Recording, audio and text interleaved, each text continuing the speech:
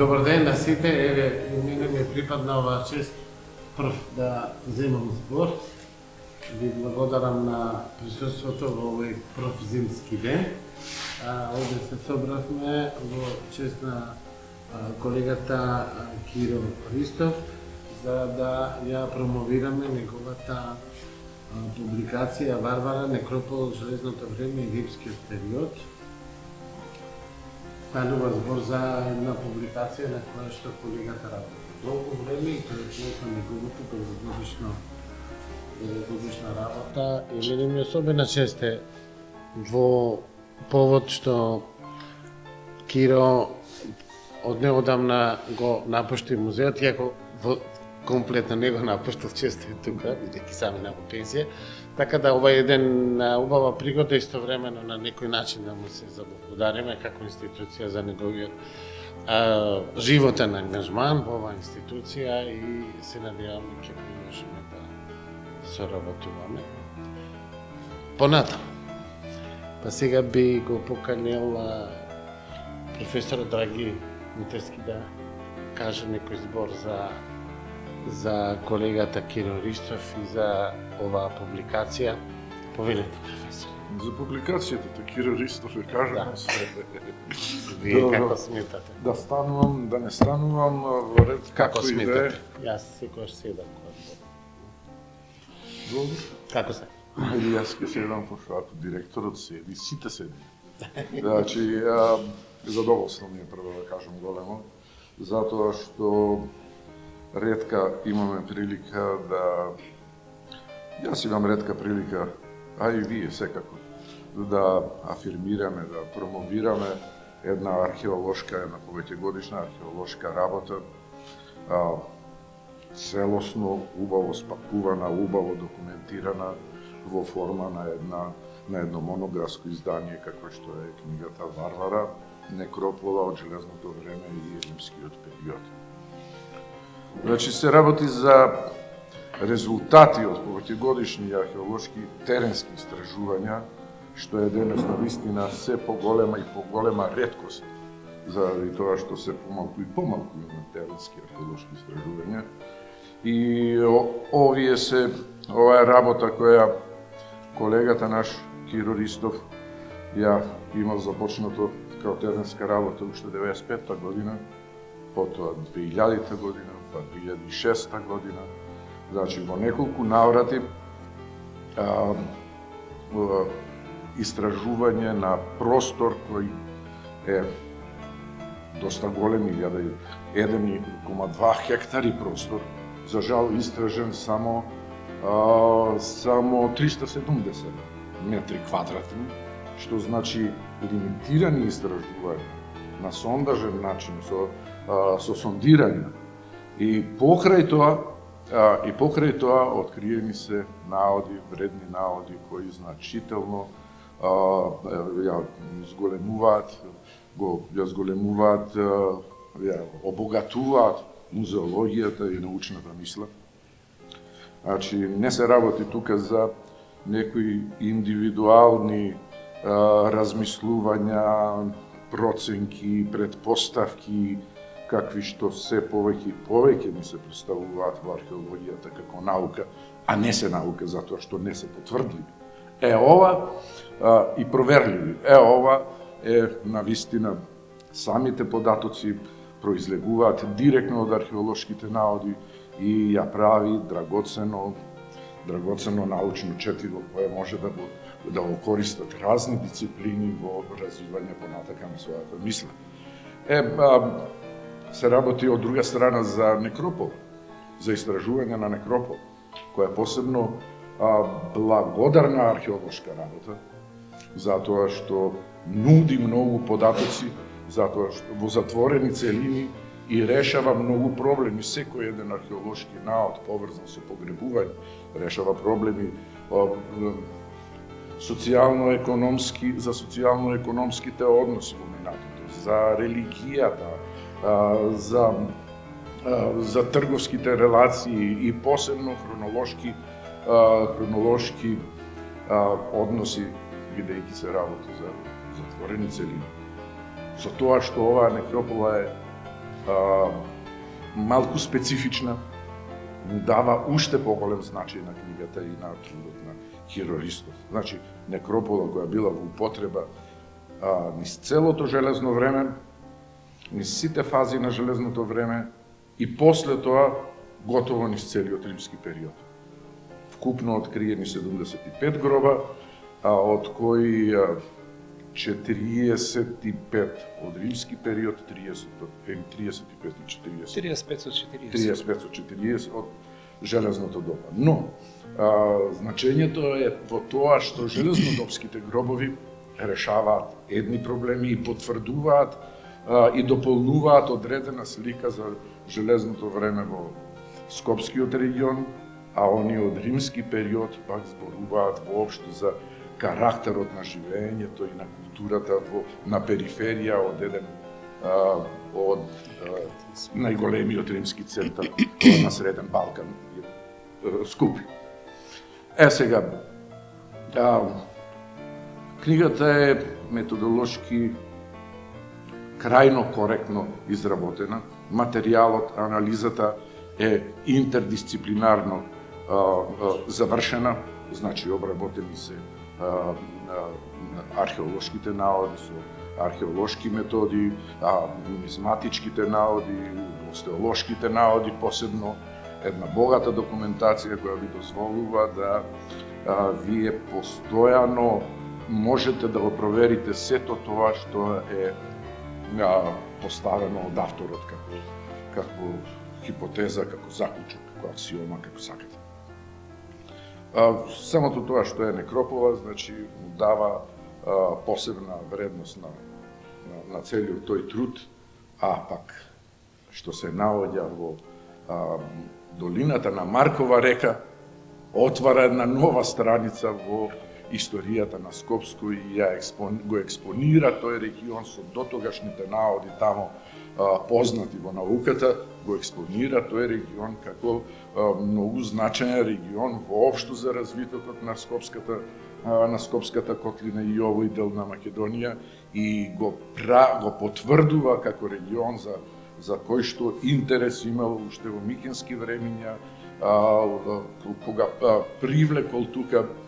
привлекувал тука луѓе со златоносните песоци на Маркова река и притоките, и од тогаш се развива тука еден континуиран живот кој низ железното време, а и низ римскиот период е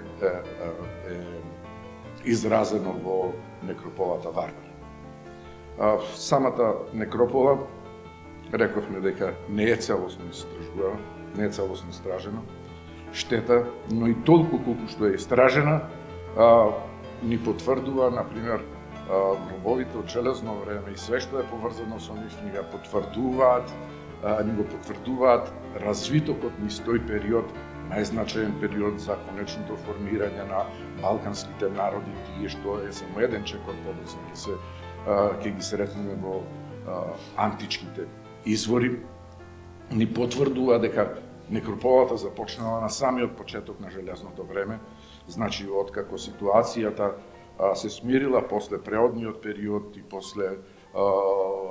после миграциите, движењата, немирните настани во текот на 12 и 11 век пред новата ера, одбране тој простор да се тука стационира живот и да се развива култура која низ следната етапа, низ целото рано железно време, значи 10, 9 до 8 век, ќе биде формирана една култура која е вообичаена за тој период на целиот Среден Балкан, а во текот па на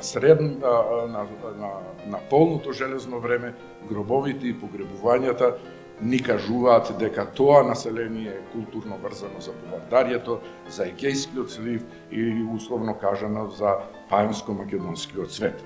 Сето тоа трае до 5 век, така да последните погребувања што ги имаме во книгата на Киро Ристов се век од 5 век пред нашата ера, 4 век пред наша ера, кој па сите тие податоци внатре за начинот на погребување, за гробните прилози, за организацијата, за ритуалите употребени при сето тоа, ни зборува дека тој живот прекинал некаде во 4. век. За жал, неколку се само погребувања од класичен период, но таман доволно да ни потврди дека нешто страшно се случило со Скопско во тој период, па така и оваа некропола реално да се очекува дека во тоа време прекинала со употреба, како и сите познати населби во Скопско кои живеат толку 5. и 4. век и прекинуваат со употреба поради наездата на келтите кои све тука рушат, оставаат пепел, изворите кажуваат, кај што они поминале таму, трева не никне уште векови и векови.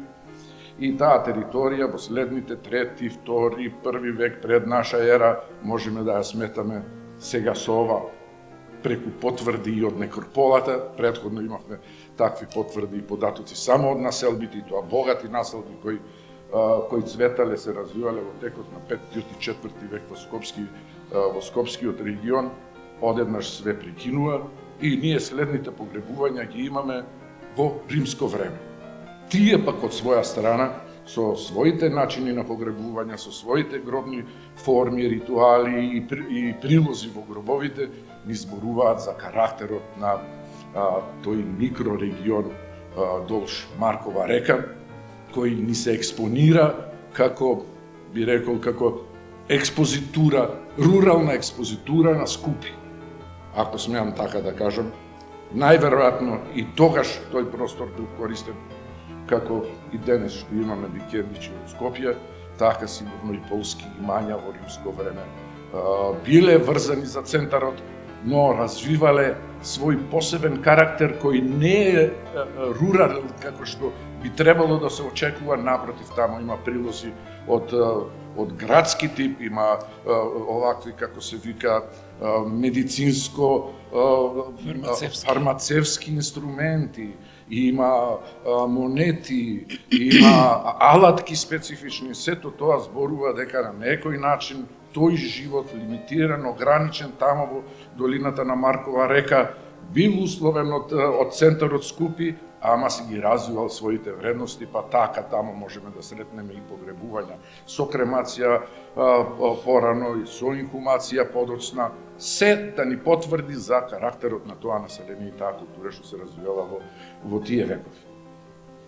Сега, кога сето тоа ќе го ставиме на вага, кога ја имаме книгата пред нас на колегата Киро Ристов, едноставно гледаме дека таа е толку корисно четиво, толку корисна литература, да може и така сработена, така поставена, така спакувана, да може да биде од корис не само за музеологијата, не само за научната мисла генерално, туку и за многу други дисциплини, не само за археологијата, за многу други дисциплини кои можат да најдат податоци за тоа минато преку археолошките наоди откриени од колегата Киро Ристов и да ја развиваат својата научна мисла.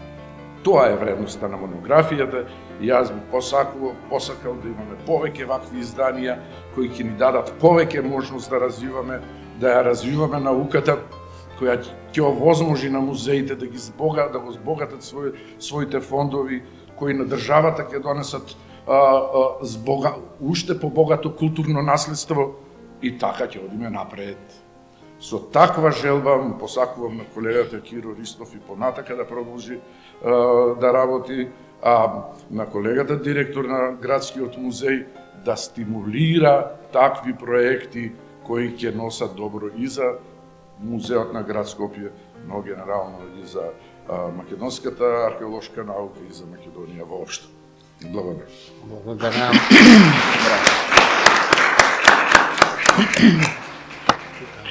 Да.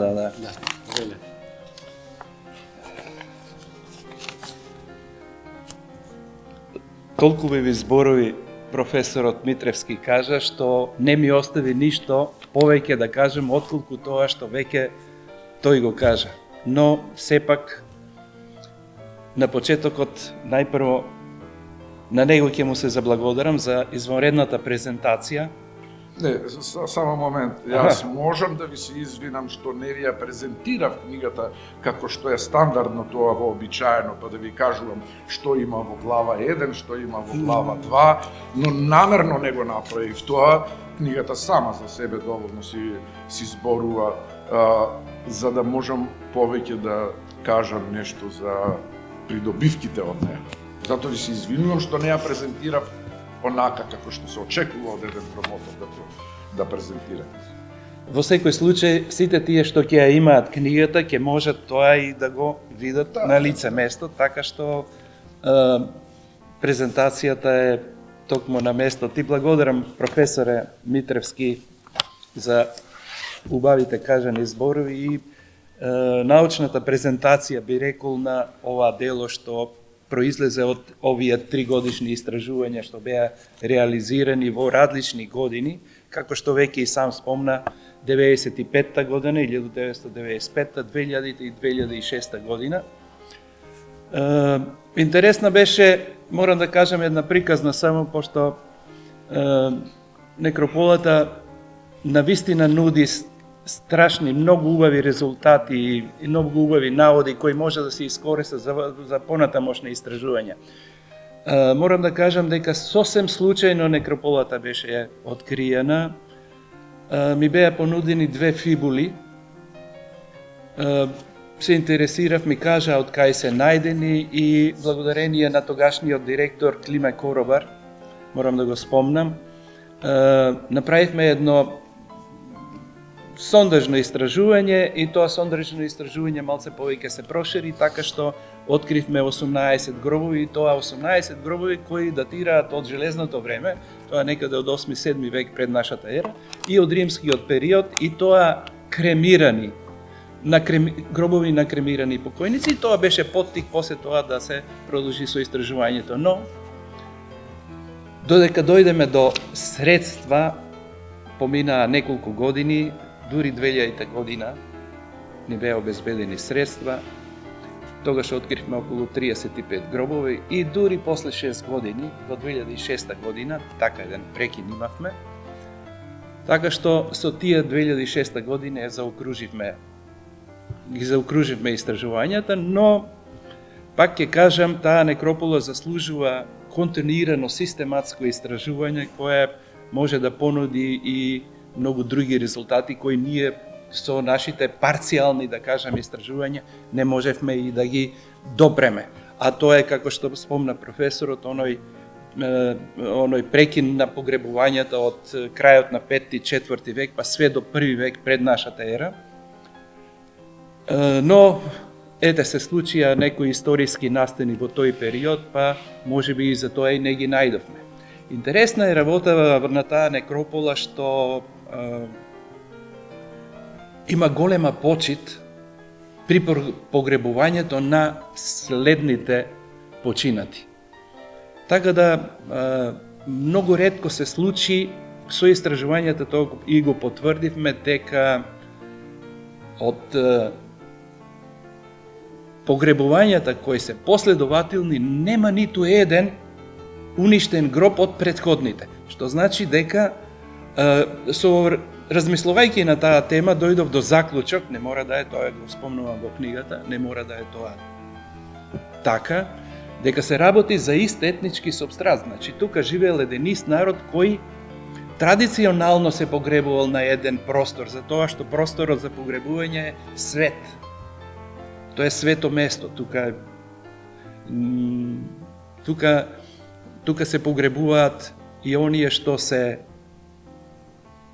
порани жители и подоцнежните жители, да кажем, во еден континуитет, што е изненадувачки за тоа што на пак други некрополи од железното време ние поретко наоѓаме римски погребувања. Има, се случуваат, али претежно во руралните средини, но и во градските средини, но тоа е поретко. Тоа од прилика што сакав да кажам. Сега ќе почнам, би сакал да се заблагодарам на неколку луѓе кои ми овозможија ова дело, ова моја монографија да излезе најпрво на, како што реков, му се заблагодарив на колегата Митревски, на директорот за разбирањето што го организираше оваа промоција, бидејќи самото издание на книгата произлезе од како сопствено издание. Изданието не е од музеј на град Скопје, но има причини за тоа директорот го знае и така натаму. Би сакал да се заблагодарам на Министерството за култура, кои не само што ми овозможи да добијам средства за искупувањето, туку Министерството за култура ја финансираше печетењето и обработката на целиот археолошки материјал.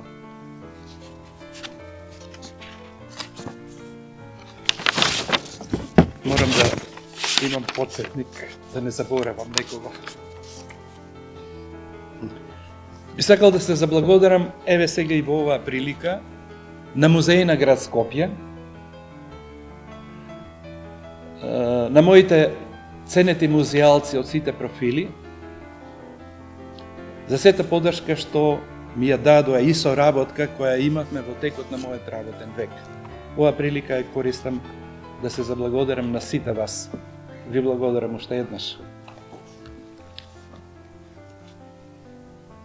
Голема благодарност до сите колеги археолози, документатори, конзерватори, антрополози и нумизматичари, кои зедоа учество во реализација на искупувањата, средување на археолошкиот материјал и остатолошките остатоци на од покојниците, на кои им имам посветено посебно место во книгата на почетокот.